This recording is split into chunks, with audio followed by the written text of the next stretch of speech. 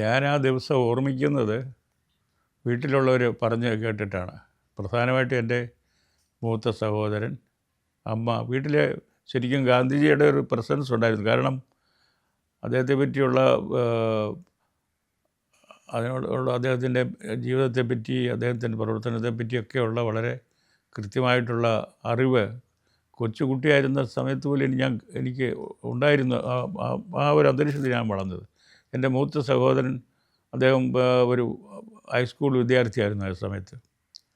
അപ്പോൾ ആ സമയത്ത് വിദ്യാർത്ഥികൾ ഈ സ്വാതന്ത്ര്യ സമരത്തിൽ പങ്കാളികളായിരുന്നു. അദ്ദേഹം കേട്ട് ഞാൻ പഠിച്ച ഒരു പാട്ടുണ്ട്. MC നാരായണപിള്ള എഴുതിയ അനിയാവ നമ്മൾക്കൊത്തരയും തലയും ബന്ധിക്കാം, അടിമച്ചട്ടം ലംഘിക്കാം, അടിമകളല്ലെന്നറിയിക്കാം എന്ന് തുടങ്ങുന്ന സമരഗാനമുണ്ട്. അത് കൃത്യമായിട്ട് ഞാൻ അന്നേ പഠിച്ചതാണ്. ഇപ്പോഴും എനിക്ക് ഓർമ്മയുണ്ട് ആ പാട്ട്. അപ്പോൾ അങ്ങനെ ഗാന്ധിജിയെപ്പറ്റിയും ഈ പ്രസ്ഥാനത്തെ പറ്റിയൊക്കെ ഒരു സാമാന്യം നല്ല അറിവ് ആ സമയത്തുണ്ട്. അങ്ങനെ ഇരിക്കുമ്പോഴാണ് ഗാന്ധി വധം അറിയുന്നത്. ശരിക്കും അന്നത്തെ ആ ദിവസം ഞാൻ നേരിട്ട് കേട്ട അല്ല.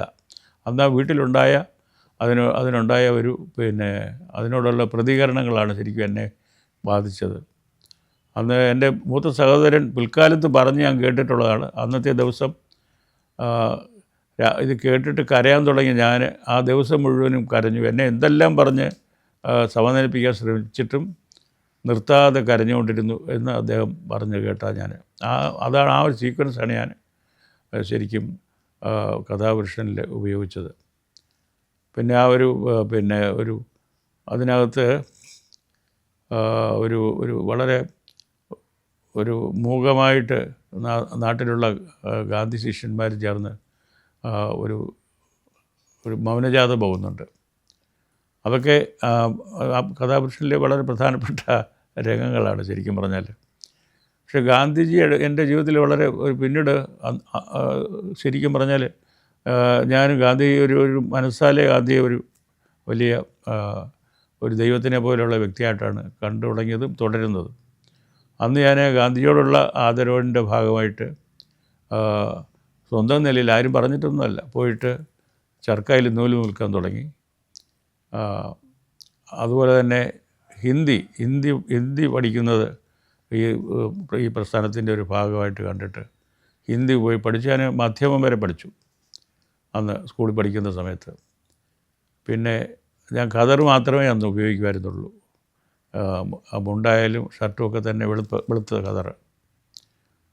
പിൽക്കാലത്ത് ഈ വെളുത്ത ഖദർ മുണ്ടും ഉടുപ്പും ഒരു രാഷ്ട്രീയ പാർട്ടിയുടെ ചട്ടയായിട്ട് മാറിയതോടുകൂടി ഞാനത് മാറ്റി. പിന്നീടാണ് സാധാരണ ഖദർ തുടർന്നു. പക്ഷേ പിന്നീടാണ് ഇത് മറ്റ് വേഷങ്ങളിലോട്ട് നിറങ്ങളിലേക്ക് പോകുന്നത്. ഗാന്ധിയുടെ ഉള്ള മാനസികമായിട്ടുള്ള അടുപ്പത്തിൻ്റെ ഭാഗമായിട്ടാണ് ശരിക്കും ഞാൻ എൻ്റെ BSc പഠിച്ചുകൊണ്ടിരുന്ന ഞാൻ ഗാന്ധിഗ്രാമിലേക്ക് അവിടെ പോയിട്ട് പഠിക്കാനായിട്ട് ഇവിടെ വിട്ടുപോകുന്നത്. അപ്പം അതൊരു വലിയ കാലഘട്ടമായിരുന്നു. കാരണം ഗാന്ധിയുടെ പ്രഥമ ശിഷ്യരിൽപ്പെടുന്ന, വളരെ അടുത്ത ശിഷ്യരിൽപ്പെടുന്ന 2 പേരായിരുന്നു G. രാമചന്ദ്രനും അദ്ദേഹത്തിൻ്റെ സഹധർമ്മിണി സൗന്ദര്യം രാമചന്ദ്രനും. അവർ ചേർന്ന് സേവാഗ്രാമിൻ്റെയും അതുപോലെ തന്നെ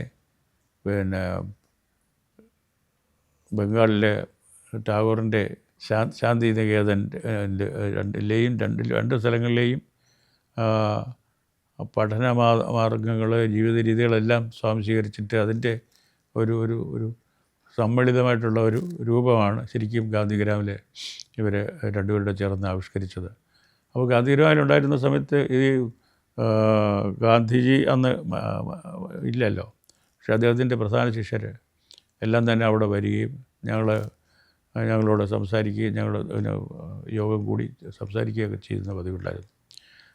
അന്തർദേശീയമായിട്ട് തന്നെ ഗാന്ധിയുടെ ശിഷ്യന്മാർ മാർട്ടിൻ ലൂതർ കിങ്ങും അദ്ദേഹത്തിൻ്റെ ഭാര്യയും ഒക്കെ കൂടെ അവിടെ വന്ന് താമസിക്കുകയും ഇതുപോലെ ഞങ്ങളുമായിട്ട് ഇടപെടുകയൊക്കെ ചെയ്തിട്ടുണ്ട്. രാജഗോപാലാചാരി, ജവഹർലാൽ നെഹ്റു, ഇങ്ങനെ നേതൃനിര തന്നെ അവിടെ ശരിക്കും പറഞ്ഞാൽ ഗാന്ധി ഇദ്ദേഹത്തിൻ്റെ ബന്ധങ്ങൾ കാരണം അവിടെ വരികയും ഞങ്ങളുമായിട്ട് ഇടപഴകുകയും ചെയ്തിട്ടുണ്ട്. അതൊരു വലിയ അനുഭവമായിരുന്നു. ഗാന്ധിജി ശരിക്കും പറഞ്ഞാൽ ഇന്നും ഞാനൊരു മാർഗദർശിയായിട്ട് കാണുന്നത് ഗാന്ധിജിയെ തന്നെയാണ്. മറ്റൊരു ഒരു വെളിച്ചം നമുക്ക് ശരിക്കും പറഞ്ഞാൽ കിട്ടാനില്ല. ഗാന്ധിജിയെ തമസ്കരിക്കാനായിട്ടുള്ള ഒരു വളരെ കൃത്യമായിട്ടൊരു സംഘടിതമായിട്ടൊരു ശ്രമം നടക്കുന്നുണ്ട്. അതൊരു രാഷ്ട്രീയ നീക്കമാണ്.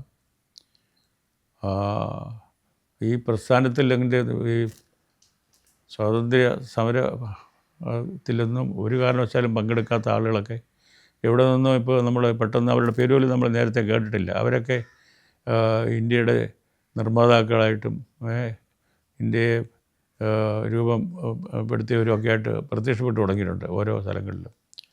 ചരിത്രത്തിനെ അവിടെ ഇവിടെയൊക്കെ കൃത്യമായിട്ട് തൂത്തുമാച്ച് കളഞ്ഞിട്ട് വേറൊരു പുതിയ ചരിത്രം എഴുതിക്കൊണ്ടിരിക്കുന്ന ഒരു കാലമായത്. പക്ഷേ ഗാന്ധിജിയെ അങ്ങനെ അത്ര വേഗമൊന്നും എടുത്തു കളയാൻ പറ്റില്ല നമ്മുടെ മനസ്സുകളിൽ നിന്ന്.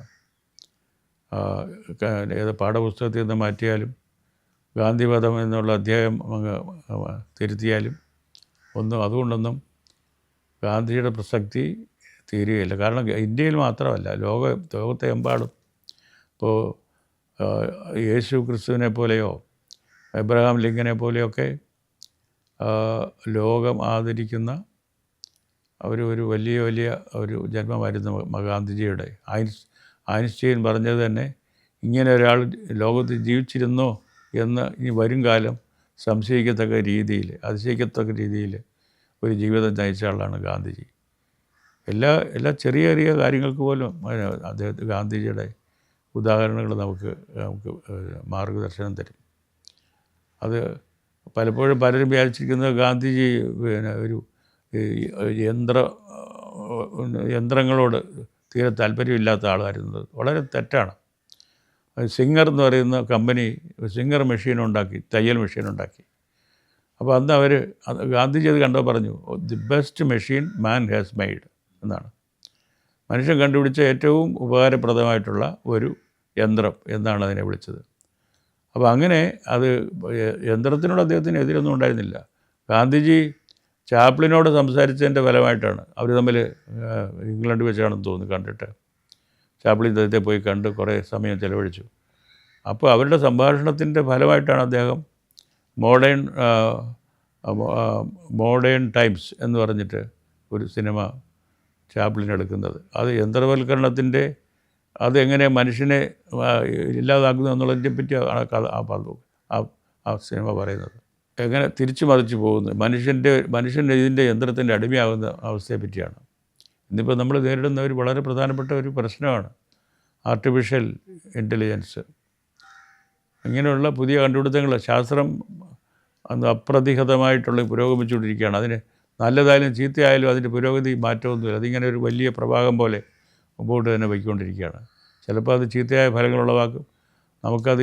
അതിനെ നമ്മൾ നിയന്ത്രിച്ച് നമ്മുടെ മേധാശക്തിക്ക് കീഴിൽ കൊണ്ടുവരാൻ കഴിഞ്ഞാൽ അതിന് ഉപയോഗമുണ്ട്. അല്ലെങ്കിൽ മറിച്ച് അതിനെ നമുക്ക് പകരം നിർത്താൻ ശ്രമിച്ചാൽ അത് മനുഷ്യരാശിക്ക് തന്നെ അപകടമാകും.